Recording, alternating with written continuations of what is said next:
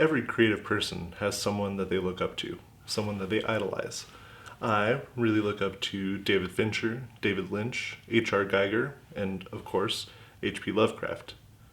Lovecraft himself also had a literary icon that he looked up to. He read a ton, but there was one person that always stood out, and that author was Edgar Allan Poe.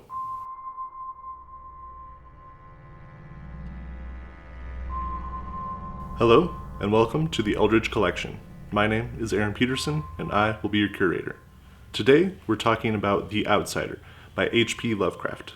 The story was written in 1921 and published in Weird Tales magazine in 1926. As far as that publication is concerned, this was his most successful and most popular story. This story is very short, much like the other texts I dove into on this channel. Dagon. Link in the description. The Outsider is interesting to me because it is both obviously Lovecraft's story, but it's also very much so a gothic horror tale. So what is the difference between gothic horror and cosmic horror? Gothic horror has more to do with traditional monsters and ghost stories. It also asks spiritual and moral questions as opposed to philosophical and scientific. Cosmic horror, as we've discussed several times on this channel, is all about the unknown and the strange.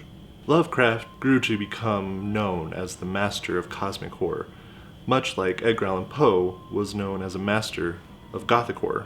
In a letter, Lovecraft said this about how Poe influenced The Outsider. "It represents my literal, though unconscious imitation of Poe at its very height." I know that Lovecraft read a ton in his life, and I'm sure that he has other authors that he's looked up to.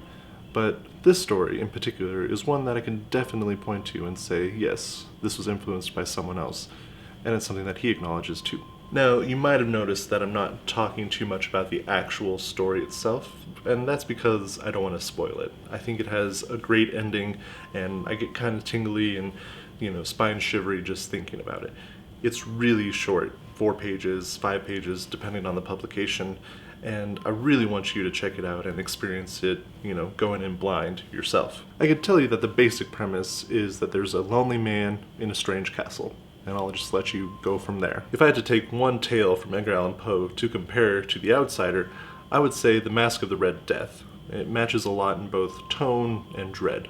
So after you've read the story, please come back and let me know what you thought in the comments down below. Or, if you want to let me know which Poe poem or story is your favorite, I'd like to know that as well. And if you're a creative person, just know that everybody, even the greats, experiment and try out different voices and styles and try to emulate or, pay homage to their heroes and idols. Don't be afraid to play in other people's sandboxes. Just make sure you build your own sandcastle.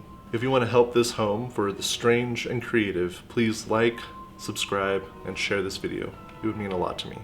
Thank you, and I'll see you next time.